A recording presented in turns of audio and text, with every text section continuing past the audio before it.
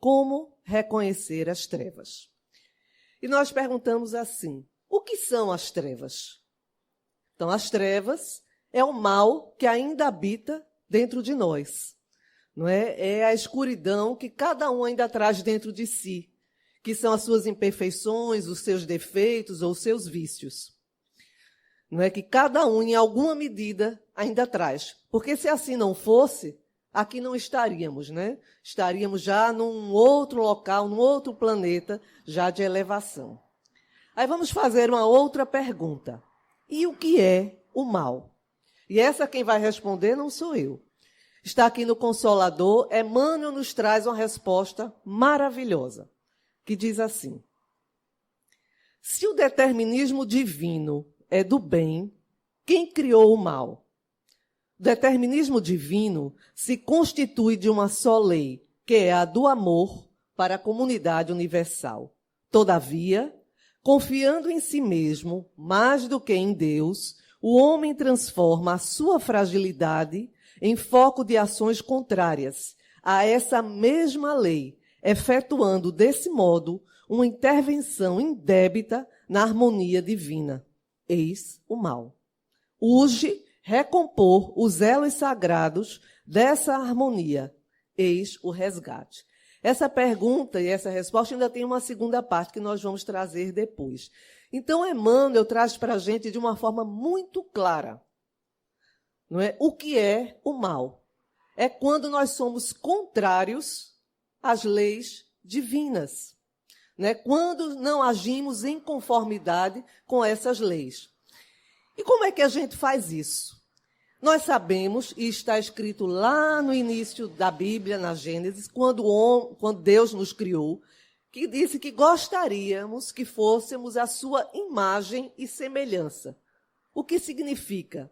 Que nós seguíssemos os seus preceitos, não é? E essa ordem universal que é a do amor. Mesmo que a gente ainda fosse espíritos, no início da nossa jornada, e que ele sabia que nós teríamos os nossos erros e acertos, mas que a gente procurasse aprender com esses erros e transformando eles em combustível para que a gente continuasse a seguir de acordo com as suas leis. Mas só que nós tínhamos um plano diferente. Então, nós tiramos Deus do centro da nossa existência, do centro da criação, e colocamos quem? Nós. Então, nós passamos a agir de acordo com as nossas convicções e interesses. E passamos a criar a nossa própria lei.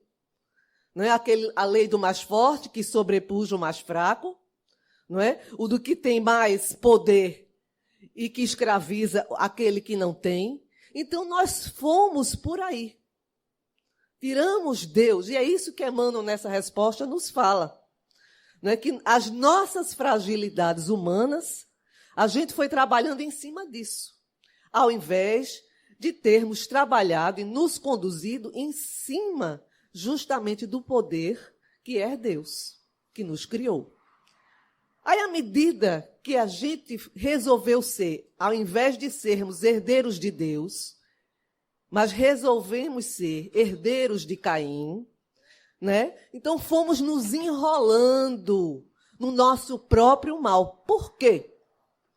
Porque nós, seres humanos, não tínhamos e não temos lastro espiritual. E o que significa isso? Nós não temos a perfeição divina e nunca teremos.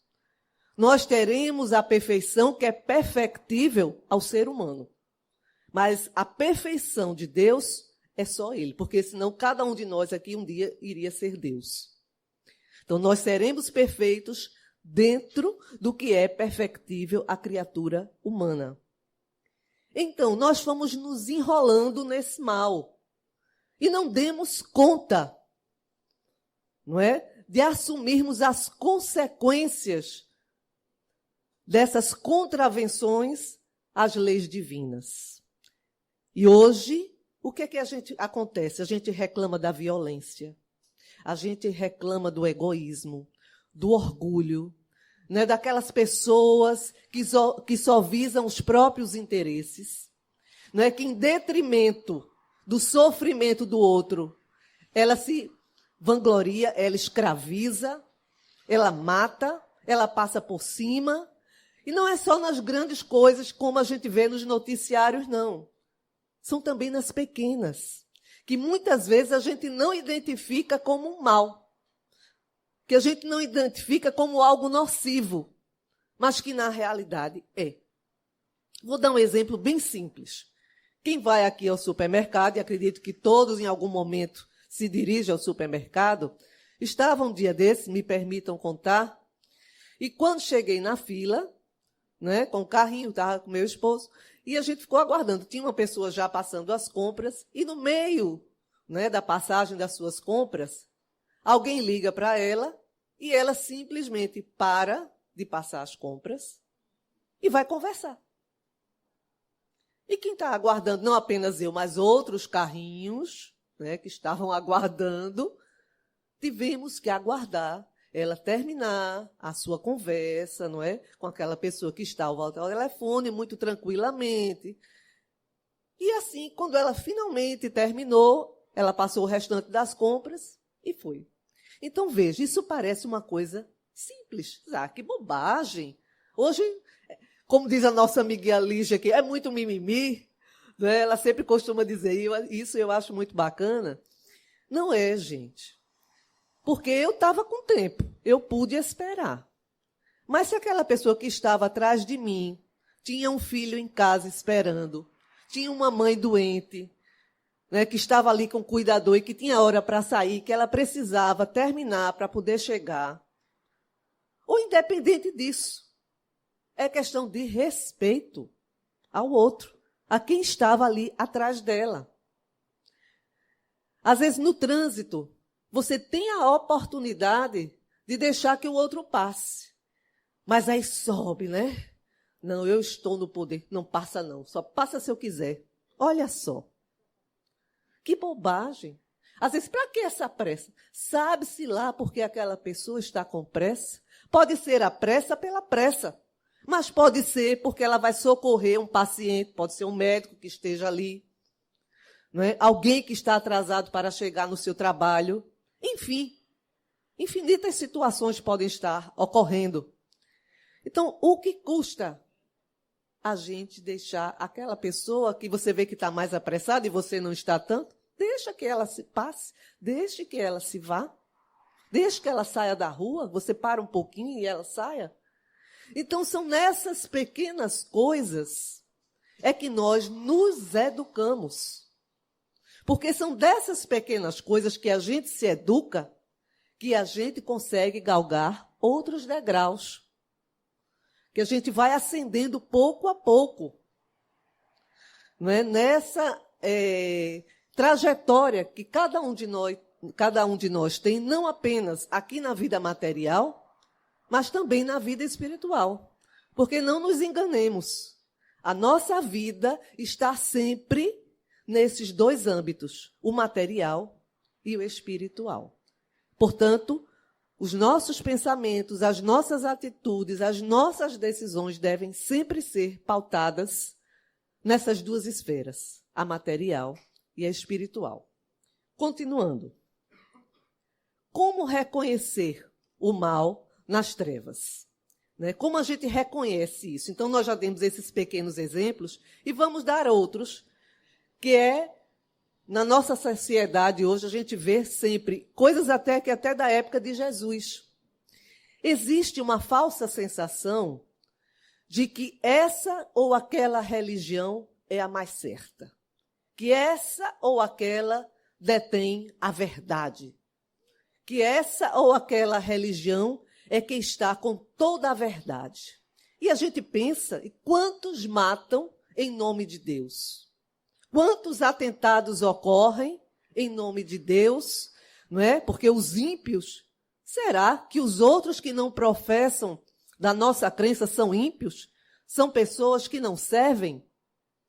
E nós vamos encontrar no livro, aqui é chamado Ressurreição e Vida, que é de Leão Tolstói, psicografado por Ivone. e que contam a história e que vai derrubar esse argumento. Não sou eu que vou derrubar, mas quem derruba esse argumento é Jesus. Jesus, como a gente sabe, quando ele iniciou o seu apostolado, ele vivia andando de cidade em cidade. E neste dia ele se encontrava em Betânia. E ele estava lá com os seus apóstolos, né, e grande multidão já se formava lá fora à espera, né, das palavras que ele iria trazer, das curas que ele iria realizar, e a multidão se apinhava ali. E havia um rapaz que não fazia parte do círculo mais próximo de Jesus e tampouco nunca tinha falado com ele, mas que admirava os ensinamentos que ele transmitia. E para onde Jesus ia, ele estava sempre acompanhando, mesmo que de longe. E ele andava, como a gente chama hoje, uma mochila, mas naquela época eles chamavam de alforge. Então ele colocava ali rolos de papiro, né, tinta, um estilete, e onde Jesus parava, né, para palestrar, para dar os seus ensinamentos, ele ia anotando ali naqueles papiros. Todo lugar que Jesus ia, ele estava lá. Ele dormia na rua, ele arrumava um cantinho, mas estava sempre seguindo a Jesus. E nessa multidão que se formava, aguardando o mestre, começou algumas pessoas que estavam ali a passar mal, algumas porque estavam, né, como se diziam na época, endemoniados. Não é? E ele, vendo o que Jesus já tinha feito e dito, ele chega perto dessa pessoa, começa a fazer uma oração e manda que aquele espírito se afaste daquela pessoa. E, de fato, aquele espírito sai. E ele começa ajudando a um, ajudando a outro, e nisso, 3 apóstolos de Jesus que vinham, viram aquela cena e pararam e disseram: quem é você? Você não é um dos apóstolos de Jesus, você não pode fazer isso, pare com isso agora. E ele, muito obediente, ficou um pouco envergonhado, se afastou e continuou só observando. E quando eles encontraram Jesus, junto já com os outros apóstolos, aí eles disseram: Jesus, nós vimos agora uma cena que não deveria acontecer. E Jesus disse: o que se trata? Se um rapaz mandando que os espíritos afastassem de uma pessoa que estava ali endemoniada, e ajudando um, ajudando o outro. E Jesus foi só ouvindo a narrativa dele. Aí depois Jesus virou para ele e disse: e ele estava contra nós? Não. Pelo contrário, ele falava em seu nome, ele falava coisas que o Senhor disse. Ele disse: então, quem não está contra mim, está comigo. Então, se ele está falando em meu nome, se ele está curando em meu nome, praticando o bem, como eu ensino, então ele também tem autoridade para praticar as coisas que eu falo e que eu ensino. Então, nessa passagem, nós podemos identificar bem que Jesus em nenhum momento outorgou ou deixou algo escrito dizendo que essa ou aquela religião é que teria a supremacia, não é, sobre a verdade. Porque a verdade é uma só. E essa verdade vem de Deus.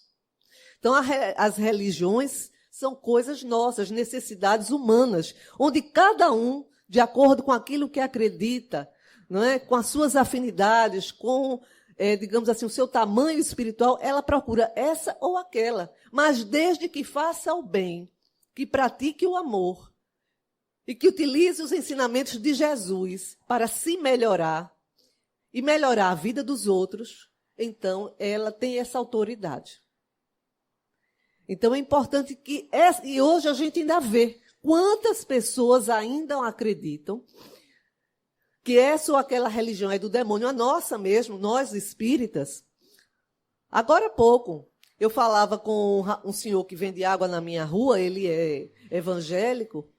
E um dia eu cheguei e estava conversando com ele. Ele disse: qual é a sua religião? Eu disse: eu sou espírita. Ele disse: minha filha, pelo amor de Deus, saia disso aí, que isso é coisa do demônio, minha filha. Isso não é bom, não. Aí eu fui explicar para ele. Não é? Ele ainda ficou meio assim ressabiado, não aceitou muito o que eu falei, mas tudo bem. Cada um a seu tempo. Então, a gente percebe como ainda isso é uma verdade, entre aspas, para muita gente. Por quê? Porque as pessoas não param para refletir e ver isso como uma verdade. E, no entanto, essa verdade ela está envolta em quê? Em trevas, porque ela não é uma verdade. Ela é algo, como a gente diz hoje, é uma fake news. Não é? Outras coisas que a própria sociedade nos impõe. A sociedade impõe principalmente à mulher que ela tem que ser magra e sempre jovem. E nós, muitas de nós, acreditam nisso. E quantas não se submetem, né, a tratamentos, a situações, e muitas vezes acabam até por desencarnar, buscando essa juventude, buscando essa irrealidade. Porque eu acredito até que essa mulher nunca tem existido. Essa sempre bela, sempre magra e sempre jovem. É uma utopia. E que a sociedade nos impõe, como se isso verdade fosse. E quantas de nós não sofrem, às vezes, uma depressão, uma tristeza, não se sentem menores, porque não conseguem acompanhar esse padrão absurdo, esse padrão irreal de existência. Quer ver outra coisa que nos impõe como uma verdade? É que os nossos filhos, os jovens, eles têm que ser sempre ricos e bem-sucedidos. Não é? Então, para isso, muitas vezes, nós nos esforçamos, o menino tem que estudar inglês, o menino tem que fazer um esporte, tem que estudar na melhor escola, tem que fazer isso, tem que fazer aquilo. E muitas vezes a criança ela fica sufocada. E nos esquecemos que antes dela ser um técnico, de ser alguém no sentido acadêmico, ela precisa ser humano. Ela precisa ter humanidade dentro de si. E como a gente faz isso? Dando amor, dando exemplo, estando próximo. A minha filha me contou uma história de um menino que entrou na escola que ela estuda, que ele veio com sérios problemas, assim, psicológicos e de acompanhamento escolar. Por quê? Porque na escola que ele estudava, eles incentivavam, não é, assim, uma competição absurda. E quando eles não atingiam determinado patamar de notas, às vezes até os próprios professores diziam piadinhas, ridicularizavam, os outros alunos escanteavam, formavam as ditas panelinhas, e ele ficava muitas vezes escanteado e sem amigos, porque ele não conseguia acompanhar, na mesma medida, aquelas notas. E ele foi se sentindo cada vez mais triste, deprimido, até que a mãe, observando isso, graças a Deus observou a tempo, o tirou daquela escola e colocou nessa outra. Então, veja como as coisas vão sendo trazidas para nós, às vezes como uma verdade, e que nós, muitas vezes, não paramos para questionar. Quer ver outra coisa? Hoje é dito, não é? E não apenas aqui no Brasil, mas em outros países, para nossa tristeza, de que o aborto deve ser descriminalizado, que ele deve ser liberado, sob o argumento de que muitas mulheres morrem na clandestinidade ao efetuar esse tipo de coisa. E não estamos aqui apontando dedos nem criticando, porque não nos cabe. Quem somos nós para criticar ou apontar dedos a quem quer que seja? Mas eu estou trazendo um fato, apenas um fato. E como é que nós queremos evitar que essas mulheres, não é, morram ou sofram determinadas situações matando outra pessoa? Tem cabimento isso? Tem como a gente entender? Preservar uma vida em detrimento de outra que nem defender pode, que nem escolher pode. Então, são coisas que vão sendo trazidas e que a gente fica achando que é isso mesmo. E não vamos identificando os interesses que existem por trás. Não vamos identificando essas mensagens que estão por trás. Joana de Ângeles nos fala de 3 psiquismos que existem na humanidade, assim, básicos, né? Existem vários, mas esses 3 são os que preponderam. Um é aquele psiquismo daquele que insufla o mal, que lança as ideias, não é? Vai lançando aquilo de uma forma bem sorrateira, não é? Que na Bíblia é representada pela serpente. Aquele que diz uma coisa aqui, outra ali, e que aquilo vai assumindo um ar de verdade. Há um outro psiquismo que é aquele que diz, é isso mesmo, você está certo. Mas no sentido de afronta aos valores que já existem, do que mesmo porque acredita naquilo. E há um outro psiquismo, que é aquele que simplesmente vai na onda, não questiona nada, aceita tudo. O que vier, tá bom, que vive apenas na vida material, sem se preocupar com mais nada. É comer, dormir, acordar, reproduzir, trabalhar e pronto. Não existe mais nada além disso. Então, nós estamos num momento em que nós precisamos nos desligar desses psiquismos aí e começarmos a olhar o que vem para nós de uma forma mais crítica. Não crítica no sentido de dizer, isso é ruim, isso é bom. Não. No sentido de avaliar o que aquilo traz para a minha vida. No que aquilo influi na vida do meu próximo. No que isso influi na minha relação com Deus. Se eu faço esses questionamentos e percebo que isso para mim é bom, mas que para o meu próximo também é bom, e que com isso também eu cada vez mais me aproximo de Deus, opa, ótimo, legal. Mas Kant tinha uma maneira muito interessante de ver as coisas, de constatar, e que eu acho que serve para nós. Kant dizia, vou fazer algo, faço ou não? Então ele pensava assim, se eu resolver fazer isso, e se todo mundo, ao mesmo tempo que eu for fazer, for também realizar essa mesma ação, isso é bom ou é ruim? Né? Digamos assim, eu resolvo agora pegar aquele carro que está lá na frente e dizer, é meu, vou pegar e é meu. Se todo mundo resolver aqui, um pegar o carro do outro, isso é bom ou é ruim?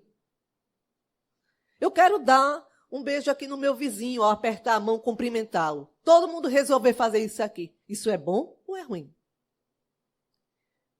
Então, à medida que a gente vai buscando se conhecer, não é? Porque o autoconhecimento é que nos dá também essa percepção, né, do que realmente é bom para nós. A gente vai buscando se conhecer, entender os nossos limites, entender até onde eu posso ir. Então, isso nos permite fazer uma avaliação real de quem somos e do que realmente é bom para a nossa vida. E também buscando essa reflexão, né, daquilo que nos é trazido, às vezes, como verdades incontestes, mas que, na realidade, não tem nada de bom. Continuando. Então, como a gente estava dizendo, o que nos impede de reconhecermos as trevas e buscarmos a luz? Como dizíamos, a falta do autoconhecimento, o afastamento de Deus, quando tiramos ele do centro e nos colocamos lá. A ausência da reflexão, vida voltada exclusivamente para o âmbito material, egoísmo, orgulho, invigilância. Não é à toa que Jesus dizia, né? Orai e vigiai. Isso parece algo tão simples, tão corriqueiro, né? Que a gente às vezes fala tanto, mas não dimensiona nessas duas palavras. Como é importante a gente estar vigilante. Não vigilante em relação ao outro, que o outro está fazendo, cuidando da vida do vizinho, mas vigilantes em relação a nós próprios, às nossas atitudes. Fazermos aquele exame de consciência como Santo Agostinho costumava fazer antes de dormir. Ele fazia aquele exame de consciência e via, no que eu acertei, eu continuo amanhã. No que eu errei, então amanhã eu tenho que buscar reparar ou melhorar nesse quesito. Então essa é uma maneira simples e que todo mundo aqui pode fazer, esse exame de consciência. Não precisa ser nada elaborado, ficar horas e horas ali. Não. Como foi o meu dia? O que eu fiz de bom? A nossa consciência nos aponta. É ou não é? Da mesma forma, quando a gente age de forma equivocada, seja com a má palavra, seja com a atitude agressiva, ou seja até mesmo com a omissão, a nossa consciência também nos aponta. Porque a gente vai ver no livro dos Espíritos, quando pergunta, onde estão escritas as leis de Deus? Na consciência.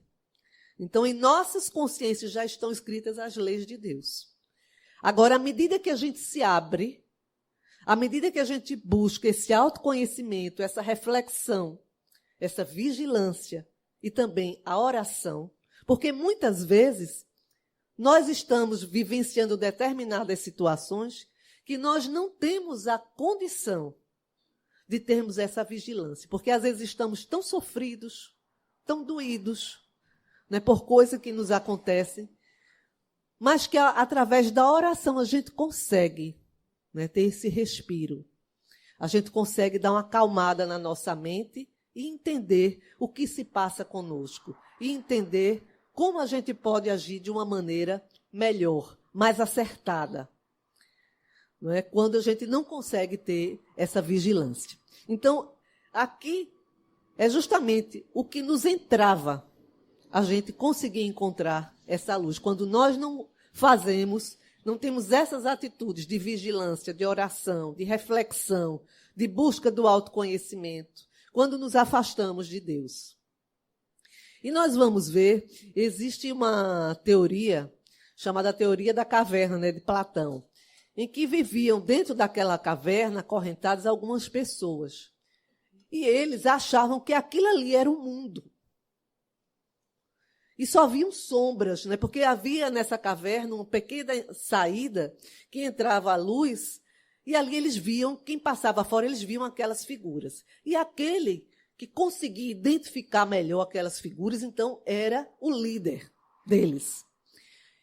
E às vezes, quando alguém se arvorava a perguntar, será que tem alguma coisa lá fora?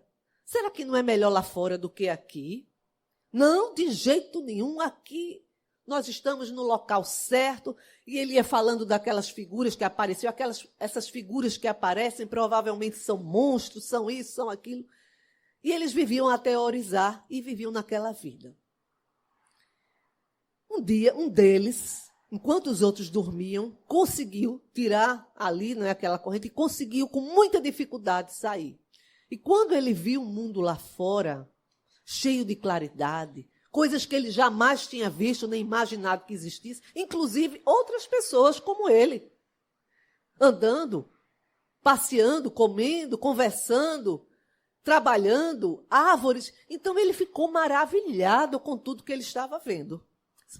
Então existia, como eu pensava, uma outra vida, uma vida muito melhor do que a que a gente vivia lá.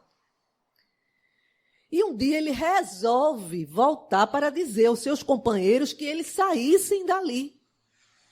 Porque existia uma vida maravilhosa, cheia de possibilidades fora daquela caverna. E o que aconteceu? Eles pegaram ele, foram agressivos e acabaram por matá-lo. E é o que a gente vê ao longo da história com os profetas, com todos aqueles que tentaram nos despertar para essa vida maravilhosa do Espírito, não é? Para a realidade espiritual da vida, que nós devemos semear para o corpo, mas também para o Espírito, né? A exemplo, o próprio Jesus, que ninguém queria sair daquele modelinho, daquela vidinha, daqueles valores. Por quê? Feria muitos interesses, ia de encontro a tudo aquilo que eles tinham construído como homens, em que eles, como homens, eram o centro. Então, eles se negavam, pelo orgulho, pela vaidade, colocar de volta Deus no centro de suas vidas, de sua existência. Então, é isso que hoje ocorre. Muitos de nós não querem sair dessas trevas, porque estão acostumados, têm interesses, têm os seus vícios, têm as suas coisas, não quer sair dali. Porque crescer dói. Principalmente espiritualmente, dói. Porque vem a dor, vem o sofrimento quando a gente se depara com a nossa realidade íntima. Poxa, eu ainda sou tão vaidoso, eu ainda sou tão orgulhoso, eu ainda não aprendi a perdoar. Enfim, Às vezes eu tenho o vício da maledicência, então isso dói saber que a gente ainda traz dentro de nós essas questões que não foram resolvidas. Dói, mas ao mesmo tempo que a gente faz esse enfrentamento, que a gente vai abrindo espaço para que a luz entre em nosso coração, em nossas vidas, essa dor ela vai passando. Porque o que a gente vai adquirindo em paz, em tranquilidade, em alegria, em consciência tranquila, vale muito a pena. Continuando. Então, nós temos 3 grandes deveres como seres humanos. Primeiro, para com Deus. Segundo, para conosco mesmo. E terceiro, para com o nosso próximo. E nisto, Jesus resumiu toda a lei e os profetas. Nessas 3 obrigações que nós temos com Ele, conosco e com o nosso próximo. E nós vamos lembrar aqui uma passagem, a passagem de Jacó. Jacó saía de Berseba e ia para Harã. E no meio do caminho, ao redor de uma cidade chamada Luz, ele para descansar e também repousar aquela noite. E ele deita a sua cabeça numa pedra e fica ali e adormece. A certa altura, ele sonha com uma grande escada que começava na terra e ia até o céu. E naquela escada ele viu um grande movimento de pessoas subindo, pessoas descendo, anjos subindo, anjos descendo. E ele via aquele movimento todo até que ele acordou e com aquela lembrança daquele sonho, né, e de que o Senhor falava com ele. E de que ali, aquela terra seria dele e do povo dele. Então, quando ele acorda, que realmente relembra todo aquele sonho, então ele pega aquela pedra, bota uma outra em cima e passa a chamar aquela cidade, em vez de Luz, chamar de Betel, ou seja, cidade de Deus. Então, veja que até para construir uma cidade material é preciso que haja luz.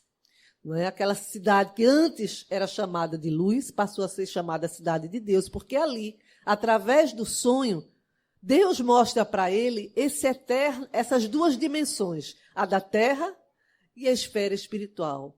Esse constante intercâmbio de pessoas que vão, pessoas que voltam, de seres que já chegaram num patamar, não é, espiritual elevado, mas que voltam para ajudar aqueles que estão no início da jornada. E nós vamos ver que também um filósofo conta uma história parecida com esse sonho de Jacó. Ele nos fala de uma pessoa que vê um grande monte, uma cadeia de montanhas, e havia uma delas que era mais alta. E ele se propõe a escalar essas montanhas e chegar no ápice daquela montanha mais alta. E ele vai. Caminhando, e ele encontra inúmeras dificuldades. Há momentos que ele entra por atalhos, aí tem que voltar para o início. Há momentos que ele se perde, que ele se arranha, que ele se machuca, em que ele realmente fica incrédulo se realmente deve continuar naquela sua jornada ou se deve esquecer tudo aquilo. Até que ele persevera, vai, até que um dia ele chega no ápice dessa montanha. Então, quando ele olha, vê aquela cadeia de montanhas e começa a rir. Rir de si próprio. Não é? De quantas vezes ele entrou por caminhos equivocados, de quantas vezes ele se perdeu, de quantas vezes ele se machucou, de quantas vezes ele foi incrédulo, né? Mas que também em muitos momentos, né, em que ele acreditava, em que aqueles inícios de virtude aparecia, ele se apoiava numa pedra, numa rocha, numa árvore, numa planta e assim ele ia galgando até que chegou ao vértice daquela última montanha mais alta. E quando ele está lá, ele ouve uma voz que diz para ele: já que tu conseguiste alcançar o último patamar da tua jornada, estás vendo aqueles que lá embaixo estão, alguns se perdendo como tu, outros que estão se machucando, outros que estão enveredando por atalhos e que terão que voltar ao início? Ele, sim. Pois volta. E agora, a luz e o conhecimento que tu tens, volta e vai ajudar aqueles que estão no início da jornada. Então, é dessa forma que nós ascendemos espiritualmente. É com sacrifício, não é? É com persistência, é com vontade firme. E quando a gente consegue atingir a esse patamar, não é, de um espírito puro, de um anjo, então nós voltamos para ajudar aqueles que estão no início da caminhada. Como dizia Jesus, nós iremos fazer a nossa luz brilhar. Não a luz de quem somos, uma luz vaidosa. Olha como eu sou maravilhoso, olha quem eu sou. Não, mas a luz através das nossas obras, né? Do bem que a gente vai realizando, da caridade que a gente vai fazendo, do amor que a gente vai espalhando para os nossos semelhantes. Então, aí nós vemos como a similitude, não é, da história desse filósofo para a de Jacó, que é sempre esse intercâmbio. Quem chega lá volta para ajudar. Por quê? Porque a lei de amor é essa. Nós temos sempre que nos ajudar. Aquele que já tem uma condiçãozinha melhor, ajuda o que está na situação pior. E assim vamos. E é uma história de Divaldo muito interessante, que ele fala justamente, como a gente sabe, né, da história de Divaldo, como ele sempre ajudou as pessoas desde o início da sua mocidade. E houve um momento em que ele estava muito doente. Ele estava com angina, não é, que é uma dor muito forte no coração, e outros problemas de saúde. Ele é internado e, quando retorna para casa, o médico disse, olha, você tem que ficar em repouso absoluto, não pode fazer nada, nem falar. Nem falar? Eu não posso falar. Aí ele até brinca, você já viu o baiano que não fala? Aí você tem que ficar em repouso, não pode trabalhar, porque a sua situação é muito grave. Se você não seguir essas orientações, você vai morrer. Aí ele disse, muito obrigado, né? Por me dizer isso, que eu vou morrer. E ele vai para casa. E quando ele está em casa, naquele repouso, a Joana de Ângeles se aproxima dele. Por que estás aí? Ele disse, porque eu estou muito doente. Eu estou muito doente. Como é que você, minha guia espiritual, não sabe disso? Que eu estou muito doente. Assim, ele disse, eu estou 95% morto. Ela disse, eu que estou 100% morto e estou falando contigo. Se arrume, tem 5 minutos. Estou te esperando na mediúnica. E ele ficou, mas como é me matar? Só pode ser. Quer que eu desencarne? Aí ele chama Nilson, né, um dos seus filhos, e vem com muita dificuldade, consegue chegar lá na reunião mediúnica, ele, né, arrafando, senta-se, dali um tempo, quando inicia a reunião mediúnica, ele, né, entra em transe e segue. 1h30 depois, quando o fim da reunião, aí ele cutuca assim o filho dele, né? Um dos filhos dele adotivo, disse, não estou sentindo mais dor nenhuma, estou me sentindo tão bem. Aí Joana aparece para ele, cale a boca, pelo amor de Deus. Não estrague a energia que você recebeu. Vá-se embora descansar, vá-se embora repousar. Então, veja só, numa situação dessa, tão difícil, mas por que ele obedeceu a Joana? Porque ele tem essa determinação de fazer o bem. E jamais, a gente sabe, que um espírito do quilate de Joana de Ângeles iria colocar a vida de Divaldo em risco. Se ela o levou para lá, foi justamente, não apenas com a intenção de que ele fosse ajudado, mas que, de alguma forma, ele, naquilo que ele pudesse, também desse a sua contribuição. E assim somos cada um de nós. Nós temos sempre a possibilidade de fazermos algo, de ajudarmos o nosso semelhante e de nos ajudarmos, né? de buscarmos um caminho em que a gente vá cada vez mais dissipando essas trevas da nossa vida. tirando, não é, essa cegueira que muitas vezes ainda encobre os nossos olhos e que não permite que a gente enxergue realmente o caminho para a nossa vida que vai nos trazer paz, felicidade. Às vezes a gente está tão preso às coisas da matéria, né, a nossa vida aqui, o nosso dia a dia, que a gente não para analisar as nossas atitudes. Seja uma atitude pequena, como a que nós falamos no início, né, de simplesmente ignorar quem está atrás de você numa fila, né, seja de não deixar que uma pessoa que está na sua frente passar, simplesmente porque você acha que está com poder naquele momento. Então, são pequenas atitudes que a gente vai se educando. E é através dessa educação que a gente vai dissipando as nossas trevas interiores. E a gente, porque às vezes quando a gente pensa em trevas, não é as trevas lá fora, não. São as nossas que precisam ser vencidas. É a nossa luz que precisa, aos poucos, ser acesa. Né? Não para a nossa vaidade, mas através, como nós dissemos, de nossas obras, daquilo que a gente vai praticando, daquilo que a gente vai fazendo para nós mesmos e para o outro.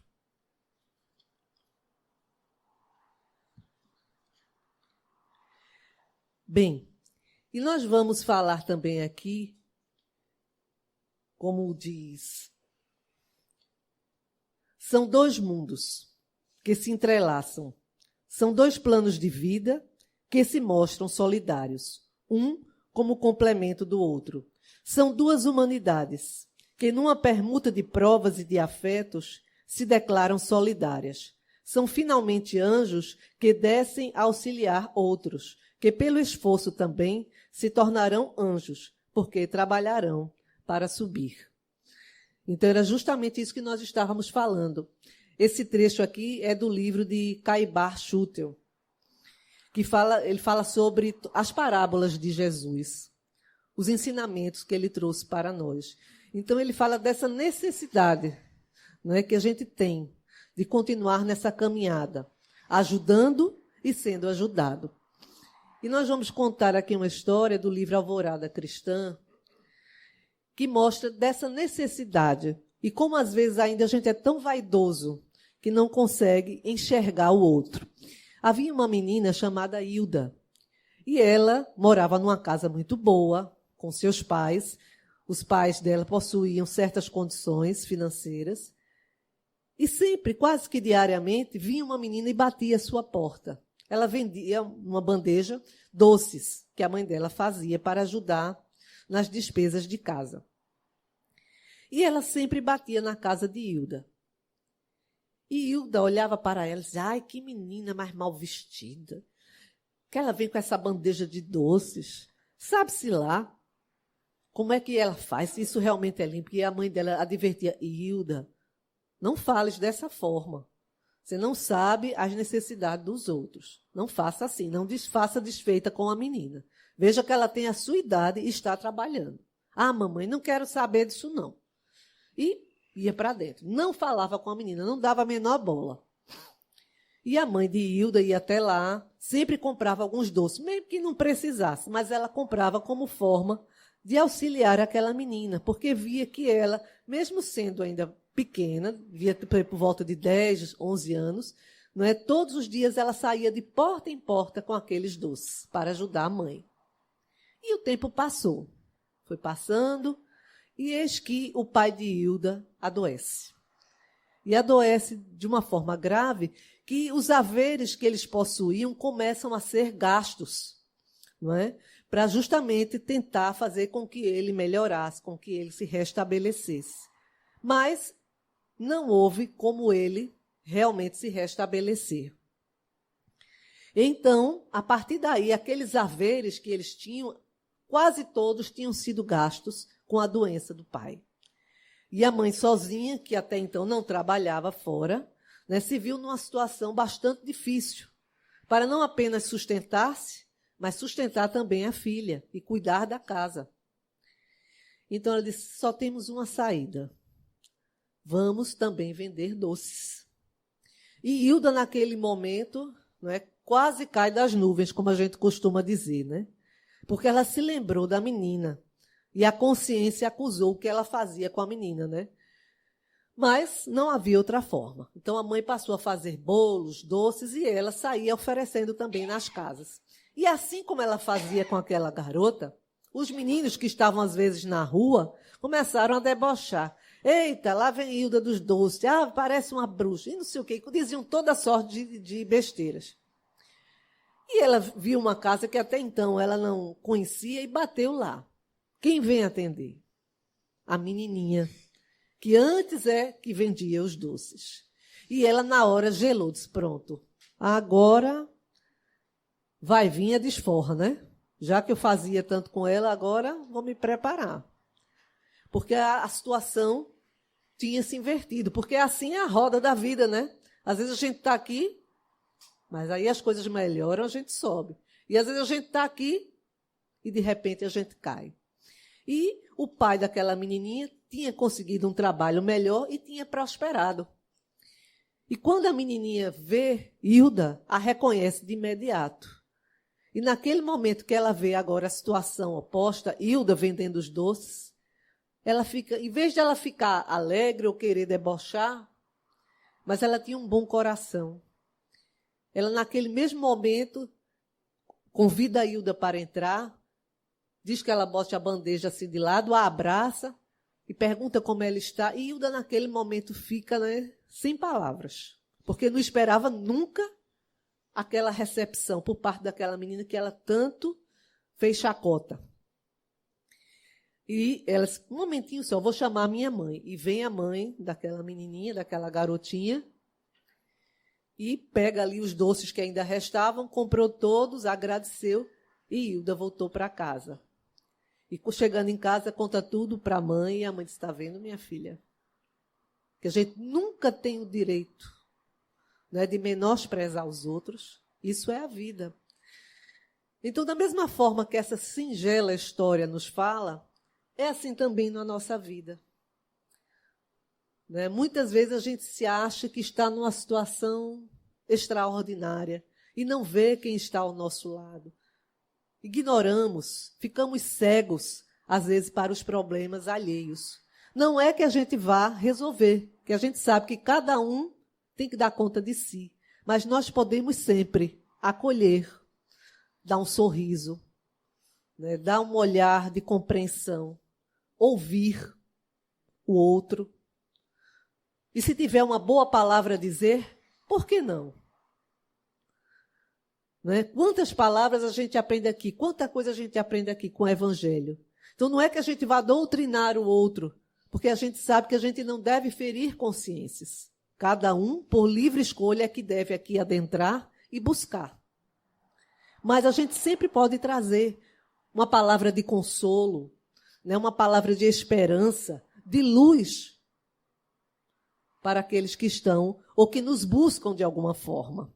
Quantas vezes eu acredito que já aconteceu com muitos aqui, pelo menos também já aconteceu comigo, pessoas que você não conhece. De repente, às vezes no ônibus, no mercado, em algum lugar, começa a conversar com você e de repente ela lhe conta toda a sua vida. Então, naquele momento, se você para, ouve, não é? Você está fazendo uma caridade. Você está trazendo luz para aquela vida através da sua atitude, do seu comportamento, né? Daquela caridade que você está fazendo. E principalmente se você faz com amor, realmente buscando ter atenção. Porque muitas vezes a pessoa não quer que você resolva, porque ela sabe que não é você que tem que resolver. Ela só quer ser escutada. Ela só quer ser ouvida. E todos nós, em algum momento de nossas vidas, temos essa necessidade. Então, voltando à pergunta do início, como buscar a luz se não reconhecemos as trevas? Então, nós podemos buscar a luz das formas que dissemos, não é? Através do autoconhecimento, não é? Dessa ligação mais estreita com Deus, da reflexão, da oração, e daqueles que aqui são espíritas, buscando ler, buscando estudar, mas principalmente buscando agir. Não é? Porque não adianta apenas ler, estudar, se a gente não age. Porque a luz se faz realmente através das nossas obras, daquilo que praticamos em amor, em caridade. E à medida que a gente vai realizando isso, a gente vai sim reconhecendo as trevas e tirando ela da nossa vida, da nossa existência e trazendo luz, porque também é o nosso papel.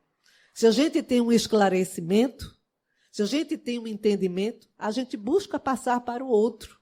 Não de forma impositiva, não de forma que ela tem que aceitar o que nós estamos dizendo, mas de uma forma leve, né? Com respeito, com acolhimento ao que o outro pensa também. Porque, infelizmente, hoje o que a gente vê o tempo todo, nunca se falou tanto em liberdade, mas nunca fomos tão ditadores como hoje. Porque se alguém pensa diferentemente de nós, mesmo que ela expresse a sua opinião de uma forma respeitosa, é como nós dizemos hoje, ela é cancelada. Nós nos afastamos dela, nós tiramos do Zap, nós deixamos de falar, enfim. Por que fazemos isso? Porque nós aceitamos essa ideia das trevas, né, dessa escuridão que ainda trazemos dentro de nós, de que se o outro não pensa como nós, ele não merece a nossa atenção. E não entendemos que todos nós estamos numa mesma situação, no mesmo barco, e que precisamos uns dos outros. E como nessa historinha que falamos de Hilda, às vezes daquele que você pensa que não precisa, é justamente aquele que um dia você vai precisar. Então, assim, meus queridos, eu espero ter trazido para vocês essa reflexão, não é, sobre essa busca pela luz, não é, de cada um buscar, dentro da sua medida e das suas possibilidades, realmente dissipar as trevas que ainda traz dentro de si. Mas com aquela esperança que naquilo que a gente não consegue, Deus nos capacita e nos ajuda. Mas já é chegado o nosso tempo. Vamos encerrar com uma mensagem também desse livro de Caibar Schutel, das parábolas de Jesus, que diz assim: ninguém pode dar senão o que tem, mas é fora de dúvida que devemos dar a Deus tudo o que temos. E como os haveres que dedicamos a Deus são retribuídos com centuplicados juros, cumpre-nos aproveitar todas essas dádivas para o proveito próprio e em proveito do próximo. É do cumprimento desses deveres que começa a felicidade. Satisfeitos os deveres que temos para com Deus, ocorre-nos tratar daqueles que se relacionam com a nossa própria individualidade. É claro que essas obrigações são de natureza material, intelectual e espiritual. O homem veio à Terra para progredir, e esse progresso depende do bom emprego que faça do tempo para zelar do seu corpo, proporcionando-lhe a natural manutenção e cultivar o espírito, oferecendo-lhe luzes de vida eterna, luzes de sabedoria verdadeira, luzes de moral perfeita. O corpo é o intermediário para as recepções e manifestações exteriores. É preciso que o tratemos e nos utilizemos dele como quem trata e se utiliza de uma máquina para executar o trabalho de que está encarregado. O Espiritismo abrange a parte material e a parte psíquica do indivíduo, exige o tratamento do corpo e o cultivo do espírito, sem detrimento um do outro. Pela mesma maneira, nos cumpre fazer para com o nosso próximo. Próximo é aquele que se aproxima de nós, seja em corpo, seja em espírito. Há próximos que estão longe de nós e próximos que estão perto. Na esfera do espírito, prevalece a lei da similaridade. No terreno da matéria, a lei da atração. Os principais próximos são os que nos estão ligados pela lei de afinidade psíquica. Os próximos secundários são os que se valem de nós para suprir a sua necessidade de ordem material ou de ordem espiritual. Porque os nossos deveres para com o próximo, para com nós mesmos e para com Deus, são de ordem material e espiritual. O homem que cumpre o seu dever a nada mais fica obrigado. Quando o homem faz o que pode, Deus faz por ele o que ele por si mesmo não pode fazer. Feliz daquele que faz tudo o que pode e deve fazer, pois esse é o bom emprego do talento para a aquisição de outros tantos talentos. 3 são os deveres indispensáveis do homem, para com Deus, para consigo mesmo e para com o próximo. O preceito é este: ama a Deus, ama a ti mesmo, ama o teu próximo, instrui-te e procura instruir teu próximo. Faze tudo isso de todo o teu entendimento, de todo o teu coração, de toda a tua alma, com todas as tuas forças. E aí está o maior mandamento de todos, e aí se resume toda a lei. Muita paz para todos.